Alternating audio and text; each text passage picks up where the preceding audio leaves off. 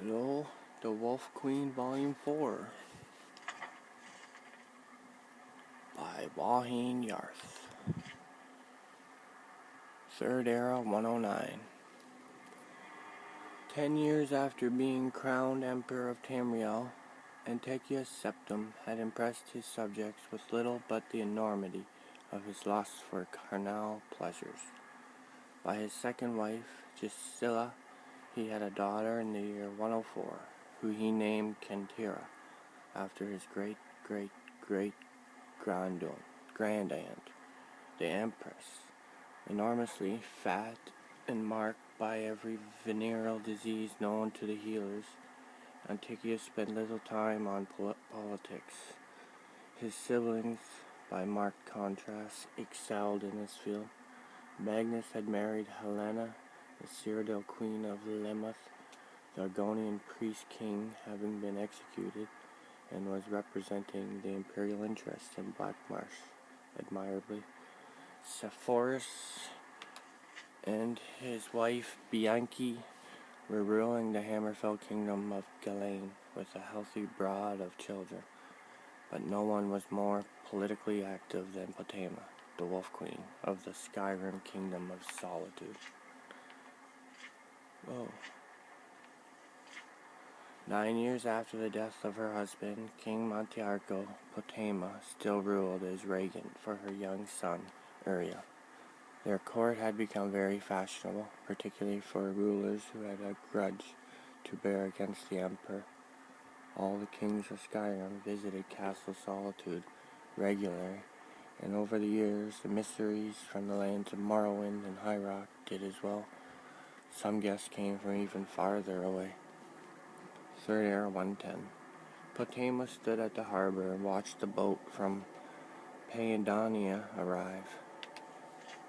Against the gray breaking waves where she had seen so many vessels of Tamrielic manufacture, it looked less than exotic, insectoid, certainly with its membranous sails and rugged chitin hull, but she had seen similar, if not identical, seacraft in Morrowind. No, if not for the flag which was marked the alien, she would not have picked out the ship from others in the harbor. As the salty mist ballooned around her, she held out her hand in welcome to the visitors from another island empire. The men abroad were not merely pale, they were entirely colorless, as if their flesh were made of some white, limpid jelly. But she had been forewarned.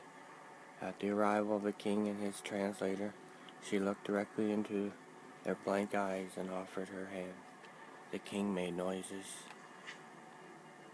His Great Majesty, King Orgnum, said the translator haltingly, expresses his delight at your beauty.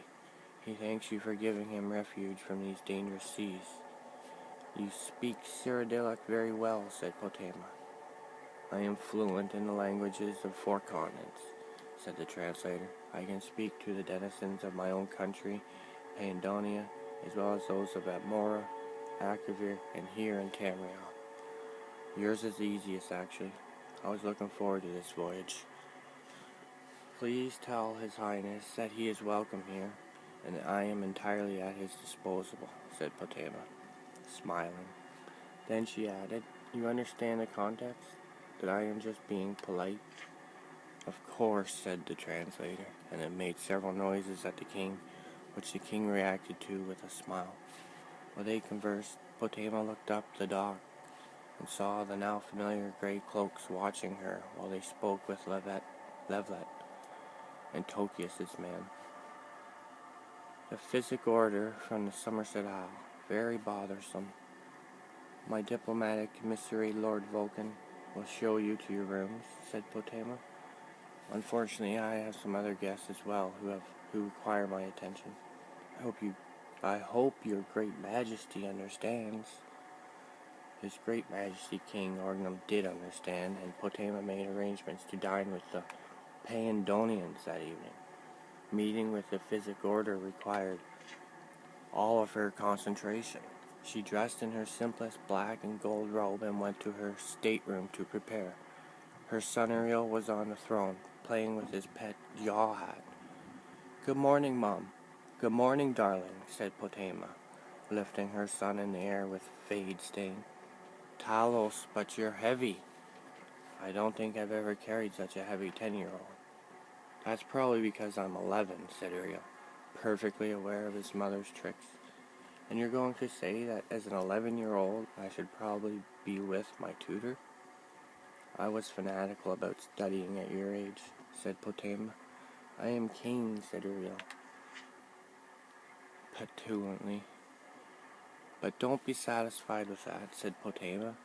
"By all rights, you should be emperor already. You understand that, don't you?" Ariel nodded his head. Potema took a moment to marvel at his likeness to the portraits of Tiber Septim. The same ruthless brow and powerful chin. When he was older and lost his baby fat, he'd be a spitting image of his great-great-great-great-great-granduncle. Behind her, she heard the door opening and an usher bringing in several gray cloaks. She stiffened slightly, and Ariel, on cue, jumped down from the throne and left the stateroom, pausing to greet the most important of the physics. "Good morning, Master Lachesis," he said, enunciating each syllable with a regal accent that made Potema's heart soar. "I hope your accommodations at Castle Solitude meet with your approval." "They do, King Ariel, thank you," said Lachesis, delighted and charmed. Lachesis and his physics entered the chamber, and the door was shut behind them. Potema sat only for a moment on the throne before stepping off the dais and greeting her guest. "I am so sorry to have kept you waiting," said Potema. "To think that you sailed all the way from the Somerset Isles, and I should keep you waiting any longer. You must forgive me." "It's not all that long a voyage," said one of the grey cloaks angrily. "It isn't as if we sailed all the way from Pyandonia." "Ah, you've seen my most recent guest, King Orgnum and his retinue," said Potema breezily. "I suppose you think it unusual, me entertaining them? As we all know, the Payandonians mean to invade Tamriel. You are, I take it, as neutral in this as you are in all political matters?" "Of course," said Lachesis proudly. "We have nothing to gain or lose by the invasion. The Physic Order preceded the organization of Tamriel under the Septim Dynasty, and we shall survive under any political regime." "Rather like a flea on whatever mongrel happens along, are you?" said Potema, narrowing her eyes. Don't overestimate your importance, Lachesis.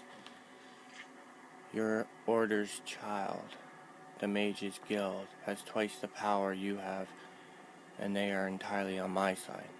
We are in the process of making an agreement with King Orgnum. When the Payandonians take over, and I am in my proper place as Empress of this continent, then you shall know your proper place in the order of things." With a majestic stride, Potema left the stateroom, leaving the grey cloaks to look from one to the other. "We must speak to Lord Levlet," said one of the grey cloaks. "Yes," said Lachesis, "perhaps we should." Levlet was quickly found at his usual place at the Moon and Nausea Tavern. As the three grey cloaks entered, led by Lachesis, the smoke and the noise seemed to die in their path.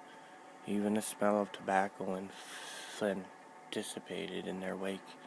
He rose and then escorted them to a small room upstairs. "You've reconsidered," said Levlet with a broad smile. "Your emperor," said Lachesis, and then corrected himself. "Our emperor originally asked for our support in defending the west coast of Tamriel from the Pondonian fleet in return for 12 million gold pieces. We offered our services at 50. Upon reflection on the dangers that a Payandonian invasion would have, we accept his earlier offer. The Mages Guild has generously, perhaps for as low 10 million gold pieces," said Lachesis quickly. Over the course of dinner, Potema promised King Orgnum, through the interpreter, to to lead an insurrection against her brother. She was delighted to discover that her capacity for lying worked in many different cultures. Potema shared her bed that night with King Orgnum, as it seemed a polite and diplomatic thing to do. As it turned out, he was one of the better lovers she had ever had. He gave her some herbs before beginning that made her feel as if she was floating on the surface of time, conscious only of the gestures of love after she had found herself making them. She felt herself like the cooling mist, quenching the fire of his lust over and over and over again. In the morning, when he kissed her on the cheek and said with his bald white eyes that he was leaving her, she felt a stab of regret. The ship left harbor that morning, en route to the Somerset Isles and the imminent invasions. She waved them off to sea as footsteps behind her. It was Levlet. "They will do it for 8 million, your highness," he said. "Thank Mara," said Potema.